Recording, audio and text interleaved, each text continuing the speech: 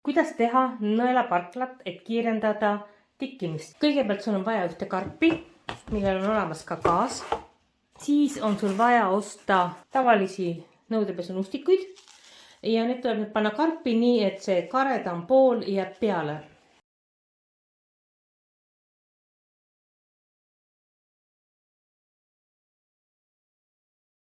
Ja mõni nustik tuleb siis lõigata parajaks.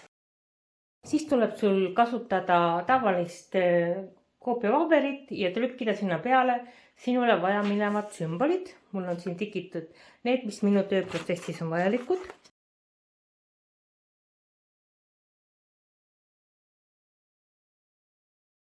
Ja nüüd saad siia parkida töös olevaid mulineesid. Kui sa nüüd mõnda aega see projekt ei tikis, sa lihtsalt paned karbile kaane peale ja saad oma poolikuid nõelu niimoodi hoiustada.